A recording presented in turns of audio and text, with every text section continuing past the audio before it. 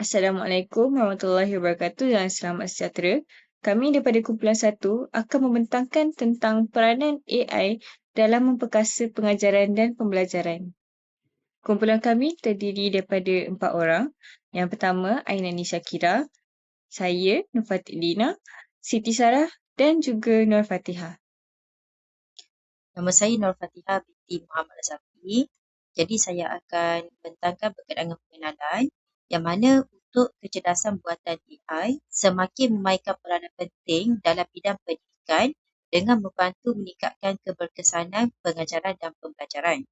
Jadi melalui penggunaan teknologi AI ini juga, proses pembelajaran dapat dipersonalisasikan, menjimatkan masa guru serta meningkatkan pelibatan dan pencapaian murid dalam pembelajaran. Maksud murid semakin berminatlah bila adanya AI ini sekarang.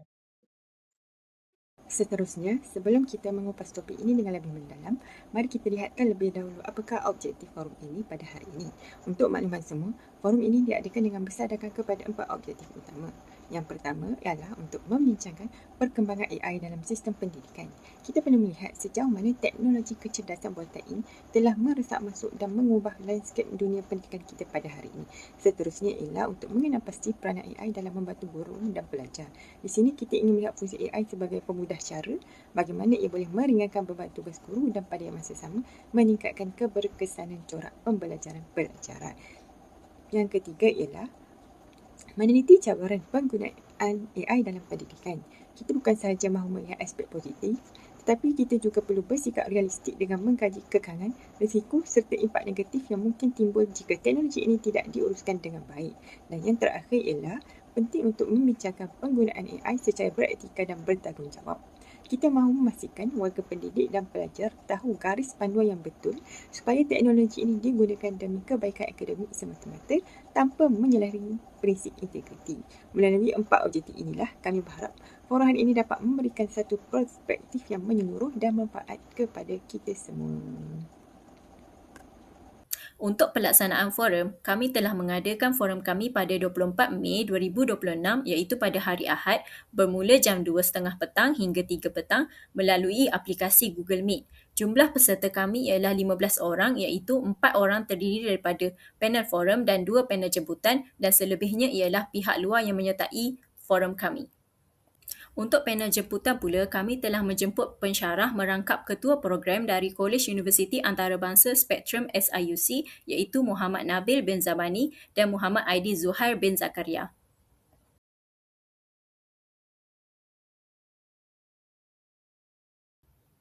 Nama saya Ainani Shakira binti Rosli dan saya akan membentangkan hasil perbincangan forum yang pertama. Kami memulakan sesi forum dengan soalan pertama iaitu apakah pandangan anda tentang perkembangan penggunaan AI dalam sistem pendidikan masa kini?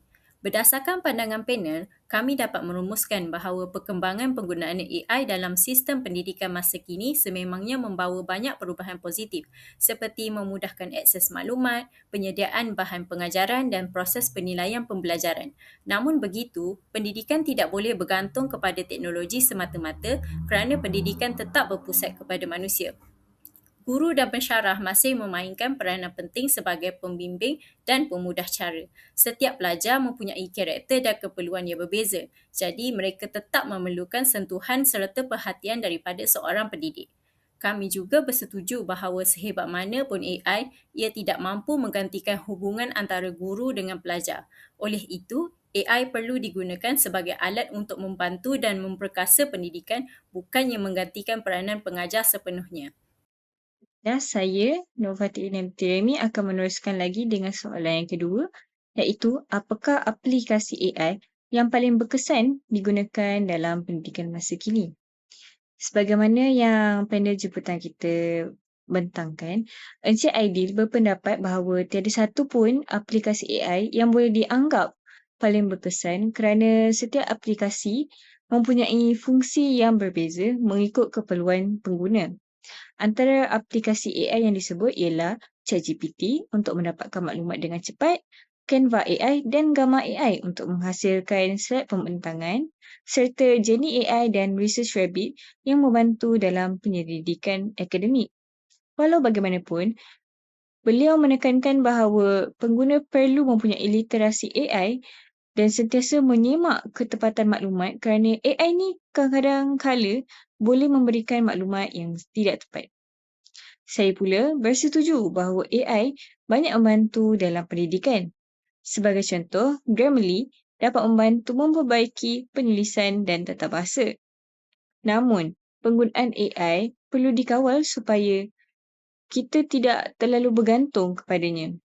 Jika digunakan secara berlebihan, ia boleh mengurangkan kemahiran berfikir secara kritis dan kreatif. Oleh itu, AI perlu digunakan sebagai alat bantuan ataupun asisten yang menyokong proses pembelajaran, bukan menggantikan peranan manusia sepenuhnya. Okey, untuk persoalan ketiga, yang mana bagaimana AI dapat membantu guru dan pelajar dalam proses pengajaran dan pembelajaran.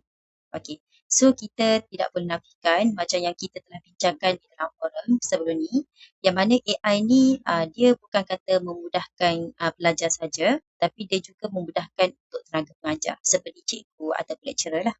Jadi maksudnya untuk adanya AI sekarang ni, maksudnya dia bagi kelebihan untuk dua-dua pihak, iaitu cikgu dan juga untuk tenaga pengajar itu sendiri. So, kalau untuk bagi guru, yang mana AI membantu menjimatkan masa untuk mengeluarkan idea untuk bahan bantu mengajar di kelas. Contohnya macam slide ataupun assessment. Maksud sekarang ni, kalau contohnya kalau cikgu tu sendiri, tenaga pengajar sendiri, of course dia akan ada idea dia sendiri untuk lakukan tugasan tu. Maksudnya nak sampaikan cara mengajar untuk subjek tersebut apa semua. Tapi dengan adanya bantuan AI ni, maksudnya AI boleh tolong untuk bagi idea, untuk enhancekan lagi lah idea tu menjadi sesuatu yang maybe lebih menarik lagi, yang mana sebab kita pun kena ikut era globalisasi sekarang ni. Maksud kita pun tak boleh nak stick dengan cara pengajaran yang satu cara saja. Kita kena pelbagaikan mengikut kesesuaian untuk murid sekarang ni. So AI boleh bantu guru untuk bagi idea yang lebih menarik, yang lebih kiranya mengikut peredaran masa sekarang lah. Okay. So kalau untuk bagi pelajar pula, AI membantu dalam menyelesaikan tugasan dengan lebih cepat.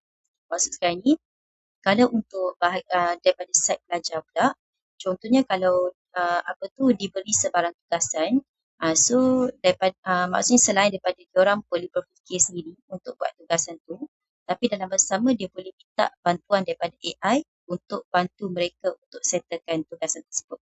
Tetapi kebergantungan sepenuhnya kepada AI juga tidak wajar, kerana ia akan membuatkan pelajar kurang menggunakan pemikiran kritis mereka masing-masing.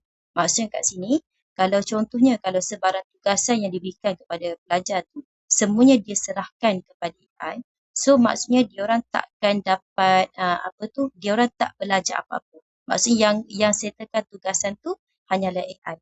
So sekarang ni that's why lah adanya isu yang pelajar, maksudnya walaupun kerja diorang perfect, maksudnya kerja tugasan yang diberikan tu diorang buat dengan sempurna, tapi apabila ada ujian ataupun tugasan secara lisan lah dengan pengajar tu sendiri, student tu macam lost, macam tak tahu nak buat apa disebabkan diorang terlalu bergantung kepada AI. Okey, seterusnya kita beralih kepada soalan 4, iaitu apakah cabaran penggunaan AI dalam pendidikan? Walaupun AI ini banyak membantu kita tak boleh nafikan dan ia juga datang dengan beberapa cabaran yang besar yang perlu kita beri perhatian. Secara amnya, ada 5 cabaran utama yang telah kami gariskan. Cabaran yang pertama adalah pelajar terlalu bergantung kepada AI. Apabila semua tugasan boleh diselesaikan dengan hanya satu klik, ada risiko di mana pelajar kurang berfikir secara kritis dan proses pembelajaran yang sebenar itu tidak berlaku. Seterusnya, perkara ini membawa kepada cabaran kedua, iaitu risiko plagiarism. Kadang-kadang pelajar cenderung untuk copy dan paste bulat-bulat jawapan daripada AI tanpa melakukan olahan semula atau meletakkan rujukan yang betul sekaligus menjejaskan integriti akademik. Seterusnya ialah dari segi maklumat yang tidak tepat. Kita kena faham yang AI pun kadang-kadang boleh buat silap atau istilah sainsnya hallucination.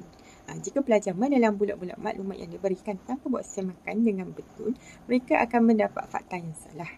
Seterusnya, kita juga berhadapan dengan jurang akses kepada teknologi. Bukan semua pelajar mempunyai capaian internet yang laju atau perhatian canggih untuk menggunakan alatan AI ini.